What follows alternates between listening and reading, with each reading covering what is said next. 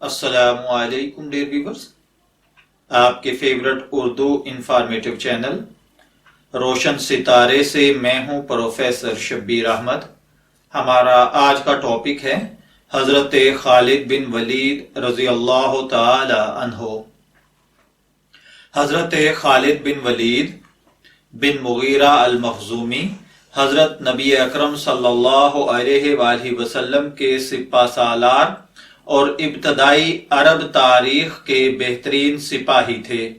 جناب نبی اکرم صلی اللہ علیہ وآلہ وسلم کے انتقال کے بعد انہوں نے ریاست مدینہ کے خلاف ہونے والی بغاوتوں کو کچلنے میں حضرت ابو بکر صدیق رضی اللہ تعالی عنہ کے دور مبارک میں اپنا اہم کردار ادا کیا۔ اس کے بعد حضرت خالد بن ولید رضی اللہ تعالی عنہ نے ساسانی اور بازنطینی سلطنتوں کو شکست دے کر نہ صرف مدینہ کی چھوٹی سی ریاست کو ایک عالمی طاقت میں تبدیل کرنے میں اہم کردار ادا کیا، بلکہ پہلے درجہ کے عالمی فاتحین میں بھی آپ کا شمار ہونے لگا۔ حضرت خالد ابن ولید رضی اللہ تعالی عنہ کے قبول اسلام کے حوالے سے علامہ واقدی کا بیان ہے کہ آپ نے یکم صفر 8 ہجری کو اسلام قبول کر لیا اور معرکہ موتا میں شامل ہوئے۔ اس روز امارت نہ ہونے کی وجہ سے آپ امیر بنے اور اس روز آپ نے شدید جنگ کی جس کی مثال نہیں دیکھی گئی اور آپ کے ہاتھ سے 9 تلواریں ٹوٹیں۔ آپ کاتبین وحی رسول اللہ صلی اللہ علیہ وآلہ وسلم میں بھی شمار ہوتے ہیں۔ عمر بن شعبہ، ابن کثیر، ابن سید الناس، عراقی اور انصاری وغیرہ نے ان کی صراحت فرمائی ہے۔ خالد بن ولید رضی اللہ تعالی عنہ نے کم و بیش 125 کے قریب جنگوں میں حصہ لیا اور جس جنگ میں بھی حضرت خالد شریک ہوئے اس جنگ میں کبھی شکست نہیں ہوئی۔ آپ پیدائشی جنگجو سپاہی تھے۔ انہوں نے عربوں کے لیے جن علاقوں کو فتح کیا وہ اب بھی ان کے پاس ہیں، جبکہ باقی عالمی فاتحین نیپولین، چنگیز خان، تیمور اور ہٹلر نے جو علاقے فتح کیے وہ ان کی زندگی میں ہی یا ان کے بعد ان سے چھن گئے تھے۔ حضرت خالد بن ولید رضی اللہ تعالی عنہ 592 عیسوی میں مکہ کے قبیلہ قریش کی ایک شاخ بنو مخزوم کے سردار ولید بن مغیرہ کے ہاں پیدا ہوئے۔ بنی مخزوم کی وجہ شہرت جنگ و جدل تھا۔ وہ شروع میں مسلمانوں کے سخت مخالفین میں سے تھے اور احد کی جنگ کا پانسا مسلمانوں کے خلاف پلٹنے میں حضرت خالد بن ولید کا اہم کردار تھا۔ صلح حدیبیہ کے بعد مدینہ میں حضرت نبی اکرم صلی اللہ علیہ وآلہ وسلم کی خدمت میں حاضر ہوئے، اسلام قبول کیا اور بقیہ زندگی اسلام کے لیے وقف کر دی۔ جناب نبی اکرم صلی اللہ علیہ وآلہ وسلم نے جنگ موتا میں ان کی بے مثل بہادری پر انہیں سیف اللہ یعنی اللہ تعالی کی تلوار کا خطاب دیا تھا۔ آپ صلی اللہ علیہ وآلہ وسلم، حضرت ابو بکر صدیق اور حضرت عمر عرب نے چھوٹے چھوٹے عرب قبیلوں کو جتھوں میں بدل دیا تھا اور قبائلی جنگوں میں ضائع ہونے والی ان کی توانائیوں کو ایک سمت دے کر ایک ایسے زبردست طوفان میں تبدیل کر دیا جس نے جلد ہی پورے مشرق وسطیٰ کو اپنی لپیٹ میں لے لیا اور ہمیشہ ہمیشہ کے لیے اس علاقے اور دنیا کی تاریخ بدل کر رکھ دی، اور اسی صحرائی طوفان کا عنوان تھا خالد بن ولید۔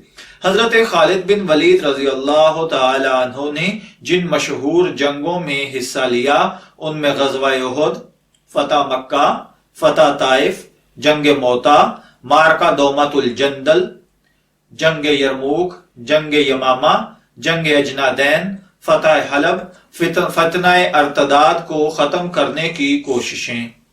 مسلمانوں میں یہ تاثر عام پیدا ہو گیا تھا کہ خالد بن ولید ہر جنگ کی کامیابی کی ضمانت ہیں۔ اس پر خلیفہ ثانی حضرت عمر فاروق نے انہیں سپہ سالاری کے درجے سے ہٹا دیا کہ فتح اللہ تعالی کی مدد سے ہوتی ہے، اور امیر کی اطاعت خالد بن ولید کے کردار کا اہم حصہ تھی۔ انہوں نے اسے بخوشی قبول کر لیا۔ اگر ہم آج کے دور کے حساب سے دیکھیں تو حضرت خالد بن ولید حضرت عمر رضی اللہ تعالی عنہ کے دور میں چیف آف آرمی سٹاف تھے، یعنی اسلامک آرمی کے چیف آف آرمی سٹاف کی حیثیت سے آپ اپنی کوششیں اور اپنا کام کر رہے تھے کہ حضرت عمر رضی اللہ تعالی عنہ نے آپ کو معزول کیا، یعنی چیف آف آرمی سٹاف کو اس کے عہدے سے معزول کر دیا گیا۔ آج کے دور پر اگر ہم نظر دوڑائیں تو تھوڑے وقت پہلے آپ جانتے ہیں کہ ایک حکمران نے ایک چیف آف آرمی سٹاف کو بے ہنگم طریقے سے، غیر مہذب طریقے سے ہٹانے کی کوشش کی تھی، تو دوسرے آرمی آفیسر نے جو اس وقت کا چیف آف آرمی سٹاف تھا، اس نے سری لنکا سے پاکستان آتے ہوئے درمیان میں ہی ایسا انتظام کر دیا تھا کہ اس وقت کا وزیر اعظم پھر اسیر اعظم بن چکا تھا، اور چیف آف آرمی سٹاف نے اپنے عہدے سے معزول ہونا قبول نہیں کیا تھا۔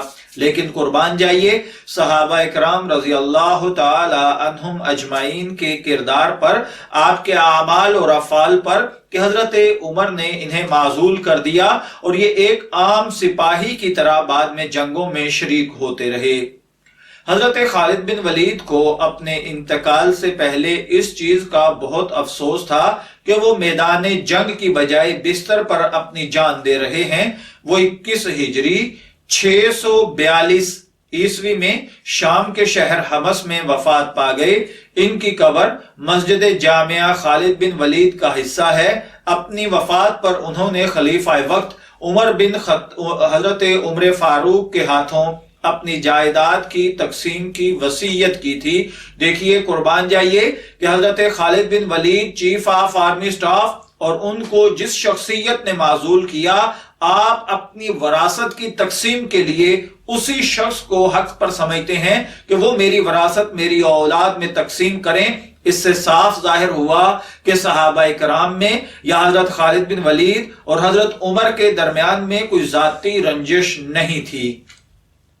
اللہ تعالی حضرت خالد بن ولید کی قبر پر کروڑوں رحمتیں نازل فرمائے اور ہمیں ان کے راہ راست پر چلنے اور ان کی پیروی کرنے کی توفیق عطا فرمائے۔ حضرت خالد بن ولید کو عرف میں سیف اللہ، یعنی آپ کا لقب سیف اللہ کے نام سے پکارا جاتا تھا۔ آپ کی پیدائش 592 عیسوی مکہ میں ہوئی اور وفات 642 عیسوی حمص شام میں ہوئی۔ آپ کا مدفن مسجد خالد بن ولید ہے۔ آپ جیش خلفائے راشدین میں سے تھے اور آپ نے بہترین مجاہد اور بہترین فوجی کمانڈر کی زندگی گزاری۔ آپ بطور کمانڈر 632 عیسوی سے 634 تک رہے، جبکہ آپ چیف آف آرمی سٹاف، یعنی چیف آف آرمی سٹاف کہہ لیجئے یا جنگی سپہ سالار کی حیثیت سے 634 عیسوی سے 638 عیسوی تک رہے۔ اس کے بعد آپ سالار گشتی محافظ دستہ 634 سے 638 تک رہے۔ پھر آپ کو گورنر تعینات کیا گیا عراق کا، وہ بھی آپ 633 سے 634 تک رہے۔ پھر آپ شام کے گورنر 637 سے 638 تک رہے۔ میں دعا گو ہوں کہ اللہ تعالی ہمیں آپ کے اخلاق، اعمال، افعال اور آپ کے تابعداری کی پیروی کرنے کی توفیق عطا فرمائے۔ اجازت چاہیں گے اس امید کے ساتھ کہ حضرت خالد بن ولید آج بھی جنگی جوانوں کا حوصلہ بڑھا رہے ہیں اور بڑھاتے رہیں گے۔ پھر ملیں گے کسی نئے ٹاپک کے ساتھ، تب تک کے لیے اللہ حافظ۔